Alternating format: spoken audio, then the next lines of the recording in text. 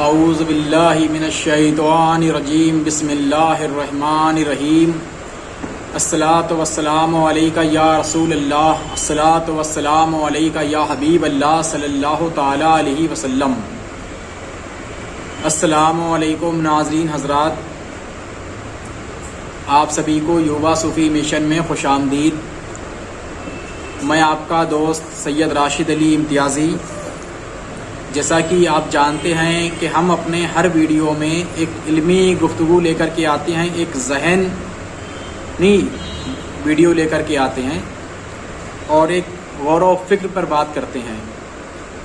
جو ہمارے معاشرے کے اندر کمیاں ہوتی ہیں، چاہے وہ مولویت کی کمیاں ہوں، چاہے وہ صوفیت میں لوگوں کے اندر کمیاں ہوں، اس پر لے کر کے آتے ہیں۔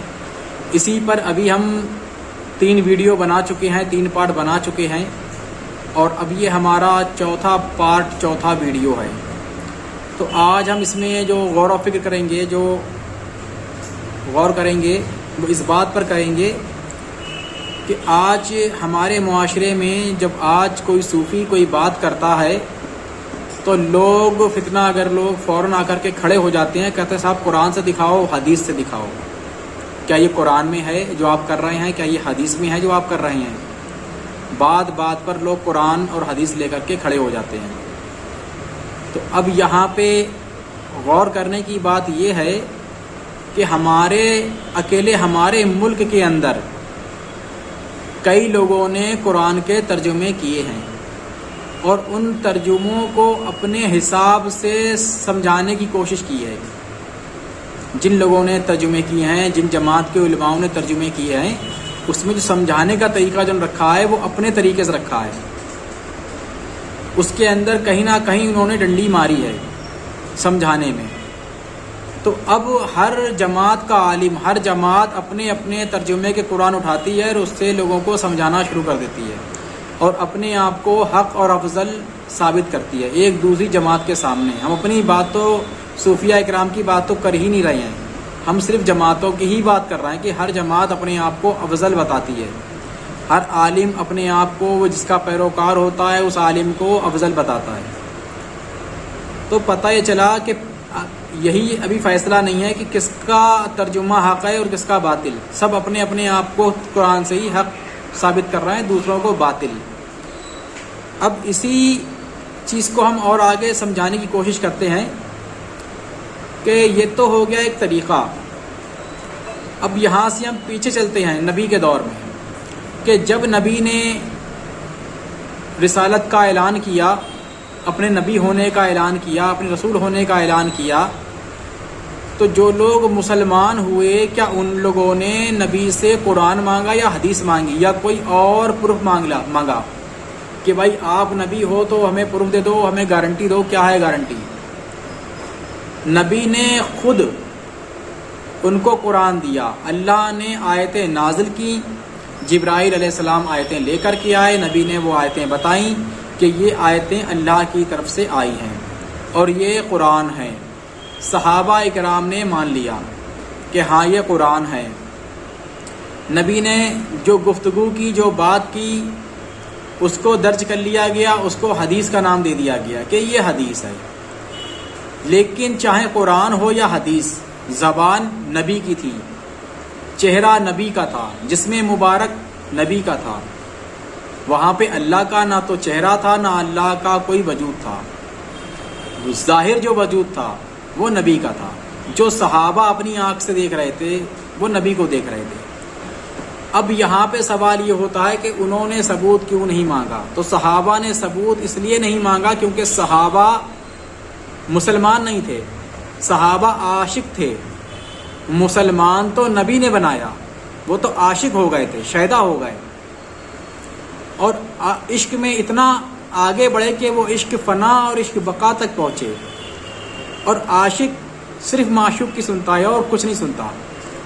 تو جب نبی نے ان سے کہا کہ بھائی اپنا دین چھوڑ دو، تو انہوں نے نبی کے لیے اپنا دین چھوڑ دیا۔ نبی نے کہا مسلمان ہو جاؤ، وہ مسلمان ہو گئے۔ نبی نے کہا تمہارا مال چاہیے، مال انہوں نے حاضر کر دیا۔ نبی نے کہا کہ تمہاری جان چاہیے، تو انہوں نے اپنی جان حاضر کر دی۔ لیکن یہ مسلمان ہونے کے ناطے نہیں، یہ عشق کے ناطے، یہ ان کی عاشقی تھی، وہ عاشق تھے۔ تو جو نبی نے کہا وہ انہوں نے مان لیا، انہوں نے نبی کی ہر بات پر لبیک یا رسول اللہ کہا۔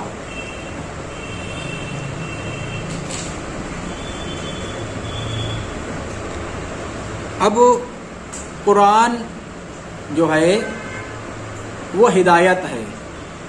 ہدایت کس کے لیے ہوتی ہے؟ بھئی اگر آپ راستے میں جا رہے ہیں تو آپ کو ایک راستہ بتانے والا چاہیے۔ تو ہدایت کیا ہوتی ہے کہ ہم جو برے کام کر رہے ہیں یا جو برے راستے پر جا رہے ہیں اس سے ہمیں ہدایت دے دے کہ یہ راستہ غلط ہے، اس پہ نہ جاؤ، اس راستے پر جاؤ، یہ راستہ صحیح ہے۔ لیکن اب سوال پیدا ہوتا ہے کہ راستے پہ لے کے کون آیا؟ ایک شخص وہ بھی تو چاہیے ہے کہ جو راستے پر لے کر آئے۔ تو اس زمانے میں جو راستے پر لے کے آئے، جو رہنما بنے، وہ ہمارے نبی کریم صلی اللہ علیہ وسلم بنے۔ اس کے بعد کے جو رہنما بنے وہ ہمارے اہل بیت اور صحابہ اکرام بنے، کیونکہ جب لوگ کو رہنما ملا تب وہ راہ پر چلے، جب وہ راہ پر چلے تو راہ پہ چلنے کے لیے جو چیز دی گئی ان کو وہ قرآن دیا گیا اور حدیث دی گئی کہ راہ پر تو ہم لے آئے، چلنا تمہارا کام ہے، یہ رہا قرآن، اب یہ تمہیں بتائے گا کہ کیسے چلنا ہے، یہ رہی حدیث، یہ تمہیں بتائے گی کہ کیسے چلنا ہے۔ وہی کام اہل بیت نے کیا، وہی کام صحابہ اکرام نے کیا کہ وہ رہنما بنے، اور رہنما بن کر کے انہوں نے قرآن کو اور حدیث کو آگے رکھ دیا کہ اب یہ قرآن ہے، یہ حدیث ہے، اب اس سے راستہ طے کرو۔ ہم رہنما تھے، اب یہ تمہیں منزل تک لے کے جائے گا اور تمہیں حق کی منزل مل جائے گی۔ تو قرآن کیا ہے؟ قرآن کی پہلی ہی آیت میں ہے ھدی للمتقین الذین، یعنی کہ قرآن ہدایت ہے متقی لوگوں کے لیے۔ تو اب تمہیں رہنما ملا، اس نے تمہیں متقی بنایا، ہدایت کے لیے تمہیں قرآن دے دیا کہ یہ رہا قرآن، اب آگے بڑھ جاؤ، منزل مل جائے گی۔ تو تمہیں راہ پہ لا کے، روڈ پہ لا کے، سڑک پہ لا کر کے تمہیں دے دیا کہ اب جاؤ آگے، آگے کا راستہ طے کرو، منزل مل جائے گی۔ تو یہاں سے یہ مسئلہ سامنے آیا۔ اب ان کا جو مسئلہ ہے وہ ان چیزوں سے میچ ہی نہیں کھاتا ہے، کیونکہ عشق سے عقیدہ بنتا ہے، عقیدے سے ایمان بنتا ہے، لیکن سچائی یہ ہے کہ ان کے پاس عشق نہیں ہے۔ جس کے پاس عشق نہیں اس کے پاس عقیدہ نہیں، جس کے پاس عقیدہ نہیں اس کے پاس ایمان نہیں۔ یہ تینوں چیزوں کا ایک جوڑ ہے، یہ ایک ساتھ رہنے والی چیزیں ہیں۔ اگر یہ الگ الگ ہو گئیں تو یہ پھر راستہ بھٹک جاؤ گے، کیونکہ عقیدہ ہوتا ہے ایک مستقل مزاجی کہ بس یہ ہے تو یہی ہے، ہمیں اس راستے پہ چلنا ہے تو بس اسی راستے پر چلنا ہے، یہ عقیدہ ہوتا ہے مستقل مزاجی، ایک دم پختہ یقین، اس کو ہی عقیدہ کہتے ہیں۔ اب یہ جس کے اندر نہیں وہ راہ پر نہیں، وہ راہ درگاہ ہے، وہ بھٹکا ہوا انسان ہے۔ اب یہ لوگ چاہیں اپنے نام اور اپنے بچوں کے نام، اپنی اولادوں کے نام اللہ کے نام سے رکھ دیں، اور چاہیں یہ اپنے اولادوں کے نام اللہ اور اس کے رسول کے ناموں سے رکھ دیں، لیکن سچائی یہ ہے کہ ان کا اللہ اور اللہ کے رسول سے کوئی واسطہ نہیں، کوئی لینا دینا نہیں۔ یہ راہ درگاہ لوگ ہیں،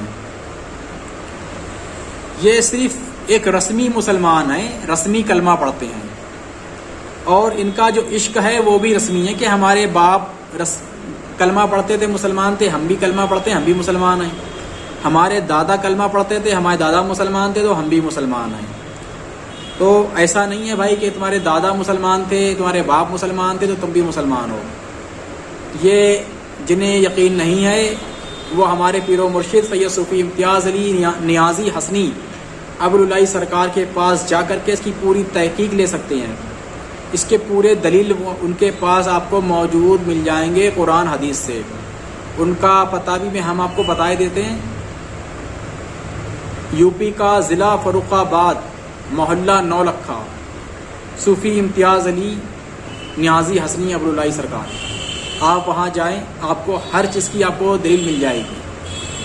کلمے کی پوری آپ کو دلیل مل جائے گی کہ ہاں انسان باپ دادا اگر مسلمان ہے تو پوتا بیٹا مسلمان نہیں، جب تک کہ وہ کلمہ حقیقی دوبارہ نہ پڑھ لے، عشق کا کلمہ دوبارہ نہ پڑھ لے۔ اس سے پہلے وہ صرف رسمی مسلمان تھا، حقیقی مسلمان نہیں۔ حقیقی مسلمان ہونے کے لیے دوبارہ کلمہ پڑھنا پڑے گا۔ تو دوبارہ جو کلمہ پڑھائیں گے وہ صوفیاء کرام پڑھائیں گے۔ اب چاہے آپ اس کے لیے ہمارے پیر کے پاس جائیں یا کوئی اور عامل کامل فقیر ڈھونڈ لیں، وہ آپ کی مرضی ہے۔ تو عشق کی طرف آپ کو آنا ہی ہوگا، بنا عشق کی طرف آئے آپ صرف ایک رسمی مسلمان ہیں۔ اگر آپ کو حقیقی مسلمان بننا ہے تو پھر آپ کو عشق کی طرف آنا ہی ہوگا۔ انشاءاللہ حقیقی کلمے پہ اور حقیقی عشق پہ ہم اگلے ویڈیو میں اور گہرائی سے گفتگو کریں گے، اور اس کلمے کو جتنا کہ ہم سمجھ سکتے ہیں اور جتنا کہ ہم سمجھا سکتے ہیں انشاءاللہ اتنا ہم اگلے ویڈیو میں آپ کو ہم سمجھائیں گے اور سمجھانے کی کوشش کریں گے۔ باقی کا کلمہ جو حضرات سمجھنا چاہیں وہ ہمارے پیر و مرشد سید صوفی امتیاز علی نیازی حسنی ابوالعلائی سرکار کے پاس جا کر سمجھ سکتے ہیں۔ محلہ نولکھا، ضلع فروخ آباد، اتر پردیش، انڈیا۔ اور اگر پھر بھی سمجھ میں نہ آئے تو ہمیں کمنٹ کر کے آپ ہم سے پورا ایڈریس دوبارہ بھی لے سکتے ہیں۔ اسی کے ساتھ ہم آپ سے پھر سے گزارش کرتے ہیں، جو ہم نے پچھلے بار بھی آپ لوگوں سے گزارش کی تھی کہ کچھ نہ کچھ پڑھ کے آپ ہمیں کمنٹ میں بھیجتے رہیں، تو انشاءاللہ آنے والے وقت میں جو نظر نیاز ہوگی اور جو دعا کا معاملہ ہم شروع کر رہے ہیں اس کے اندر ہم آپ لوگوں کو نام کے ساتھ اور جو کچھ آپ نے بھیجا ہے ہمیں اس کے ساتھ آپ کو انشاءاللہ یاد رکھیں گے اور آپ کے لیے دعا کریں گے۔ اسی کے ساتھ اپنی بات کو ختم کرتے ہیں۔ اللہ حافظ۔